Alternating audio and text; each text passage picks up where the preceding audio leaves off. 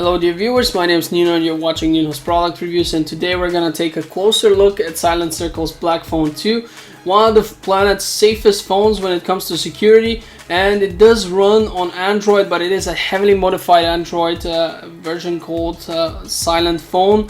And we're going to take a closer look at that in a moment, but first the hardware specs. We're talking about a 5.5 inch display phone, 1080p of course, Full HD. We have dual Gorilla Glass obviously in the front and one in the back. It's Gorilla Glass 3. We have a Snapdragon from Qualcomm 615.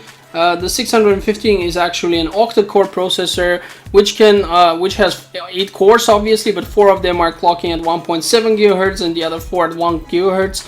Then we have a GPU, which is the Adreno 405, 3 GB of RAM, 32 GB of internal storage, but that can be expanded via micro SD card, which can be up to 128 GB.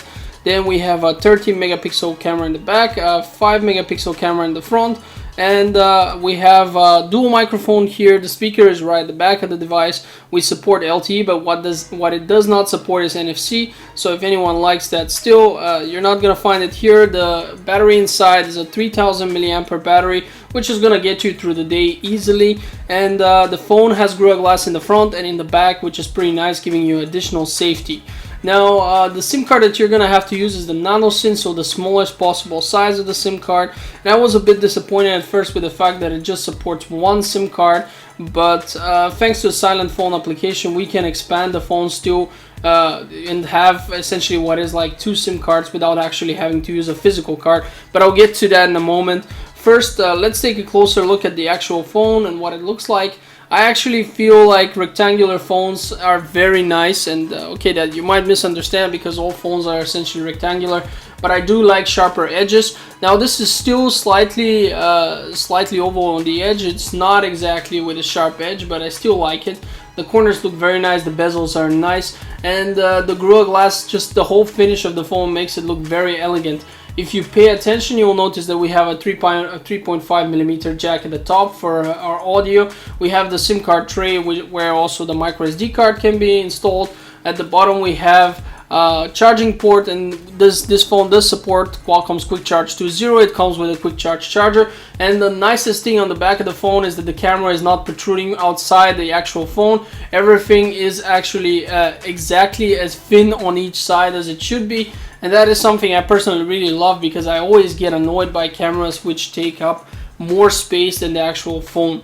Now if we look deeper into the phone settings, we're going to find out again that we have the newest possible Android currently here installed 6.0.1. Of course there's higher, but that's reserved for only certain phones, but this is pretty good. We have still Android 6 essentially. We have Silent Circle's operating system, and that OS is going to be what makes all the difference. It is highly modified. It offers a lot of security programs which will give us additional security, and we have the 3 GB of RAM as we saw, and 25 GB of the ROM are still available. So you can generally store a lot of applications, and you could probably work on this phone without inserting any kind of micro SD card, but some people do like to install a lot of stuff, so it's good that we have this possibility. While the phone is still sealed off, you cannot access the internal battery. It looks very nice for that, but of course you will not be able to change the battery, so you know, consider that always. That's something that I always miss, being able to change my battery. I can't help it. Now when it comes to the security center, we have a lot of options here. We can set up the remote wipe of the phone. We can update all the different applications that come, especially with the Silent OS, and we can manage our spaces. Now the spaces are essentially the possibility to separate the phone into several different accounts and limit what each account can do. And these limitations can be quite in-depth, so you can really tell the phone what it can access and what not. And I mean far more than just which applications. You can restrict its usage of Bluetooth. You could even restrict its usage of making phone calls and writing SMS. So you can go really all out and block the phone completely if you wanted to. So that's a great thing to have, and it will be quite useful for some people. Let's just imagine you work in an office, you like to leave your phone on a desk, and when you go to the bathroom, you don't want the curious coworker or who knows what to take a peek at your phone Now this seems like an extremely fringe scenario, but I've actually heard of a case where a colleague actually checked out the pictures of his other colleague looking for something. I'm not gonna go into too much detail, but I have heard it happening. And with this phone, this would have been absolutely impossible, because imagine following scenario: you make a space that you use only for work, which is extremely restricted, and if you actually do need to use anything, you just switch spaces quickly, use the full rights that you need, and then switch back to the restricted one. So whoever grabs your phone can't do anything. Of course, a simple lock can sometimes be enough, but you don't always need a lock. In some cases, you might have someone you want to give your phone to. Imagine a child wants to play games on your phone.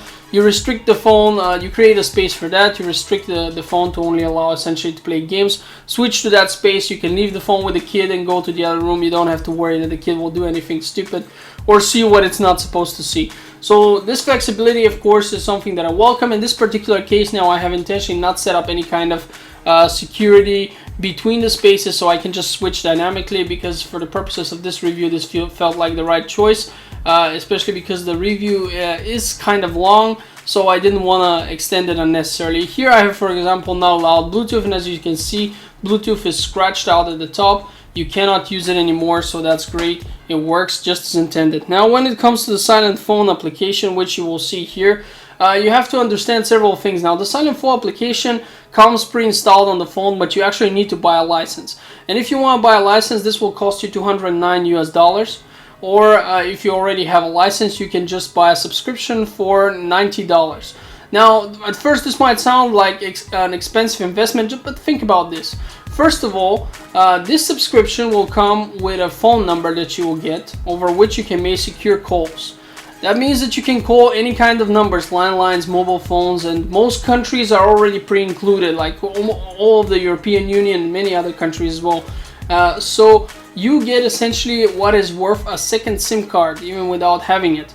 And it is excellent because you don't pay roaming prices for making these calls. So for $90 a year, you get 100 minutes each month, and just calculate it down, these $90. That is extremely cheap. It's actually an awesome offer. I personally am, and that is very serious, I'm personally contemplating on actually giving up on my actual SIM card and using this, because it just is cheaper. If you don't need to use too much internet, and you can use just Wi-Fi and stuff, this is a great option, because this way you can stay connected, and you can also make calls between users of silent phone for free, send files for free. But if you want to call people who are not within the silent phone, you can also do it.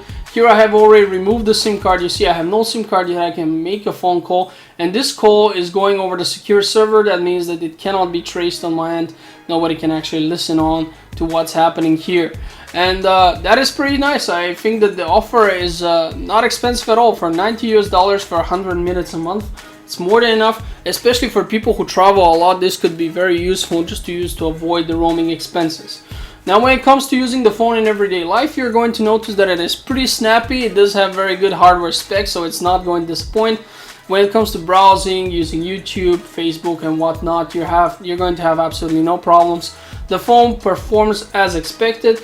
It is fast, it is snappy, and it just works great. It gives a good feeling, and it also looks good while doing it. There wasn't any kind of situation which I could put it where I would say that the phone seemed to be struggling with.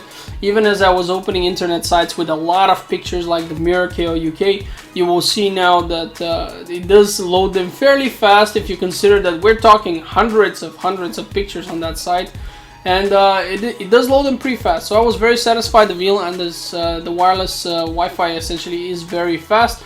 It is very satisfactory to use this phone, and you will notice that for browsing and as I've said, the other kind of stuff that you're going to do in your everyday time is going to be very well worth its usage. Definitely gonna feel very nice using this phone. Now, one thing I've also noticed is that the phone does not tend to heat up even when I play games. It barely gets warm at the top of it, so that was pretty nice. When we go to the camera, you have two ways of starting the camera. You can either press the power button twice quickly, or you can draw a triangle on your screen, and you're going to boot up the camera, which is pretty cool. And I like that we have these feature options that, you know, are not that useful but are a nice addition. Now the camera itself will seem pretty bare bones, and this is one of the weaker points of the phone. If you're looking for an awesome camera with a deep application where you can set up a lot of stuff, you better download another application for your camera. This thing will do it, but it will just give you acceptable results. Nothing better than that. I found that the pictures can be pretty dull from this camera and they're not that impressive. Ironically, I did like the front camera. All in all, it gave good results when I took pictures, but the back, the 13 megapixel camera, the picture just looked washed up and just didn't seem to look as good as other phones within this price range can handle. So if you're going to go for a phone with an exceptional camera, this is not going to be the right thing for you. But if you are satisfied with a more bare bones experience and camera is just secondary for you, which is the case with me, I almost never use a phone camera for anything except if I just find some information that I can't write down. I'll take a quick picture of it. Here you have some of the pictures, and as you can see, the front camera delivers absolutely okay pictures. The back camera delivers pictures which also will do, but are fairly bland and don't really offer anything that I would call good really within this price point. But I don't think you'll be buying a Blackphone because you're hoping for an awesome camera. You'll be buying a Blackphone because you want added security. Another drawback of the phone, unfortunately, is that it is a fingerprint magnet. And that is something that hurt me just because, you know, you will not notice this most of the time, but when the light hits the phone at a perfect angle, especially the back of the phone, the fingerprints become quite visible. And even if you wipe them, it literally takes a second for you to grab the phone and then have new fingerprints. And this is not because my hands are especially fatty or oily. It's just how it's gonna be. This is a sickness that all phones of this kind share. It's not just the Blackphone. You cannot avoid it. This whole glass back and fingers, that doesn't work well. But I mean, if you have a glass table, slap your hand on top of it, you'll notice the result is the same under the perfect lighting. Another thing I don't like is the speaker is at the back of the phone, and if you place the speaker somewhere, it muffles it a little bit. And one of my biggest gripes here is, why is there no notification light? The phone does not have enough notification LED. The buttons are nicely illuminated. I can't imagine that would have been too difficult. Well, anyway, now I've tested the phone, and as you can see, we have almost 40,000 on Antutu. I'm actually not gonna run the test again because that just takes too much time, and I don't see it necessary. Here you can see the result. I want to keep the video as short as possible. For when it comes to daily usage and games, this phone is going to perform as you would expect. It's just too strong to have any kind of trouble with these things. So that's not going to be surprising anyone when you notice that the phone handles itself really, really well.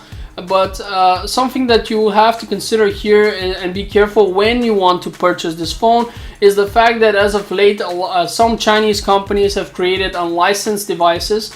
Essentially, they have created black market Blackphones which they are selling insanely cheap.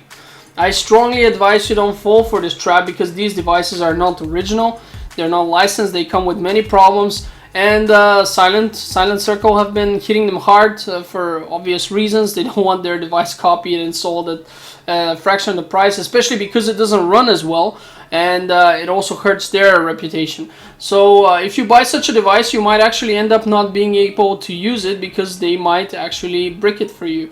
The new system does not work with the off-market devices, with these black market device, not off market devices. So if you want to buy a Blackphone, go through the proper channels, buy it on Amazon, buy it from Silent Circle, use my link in the description which will redirect you to Amazon again.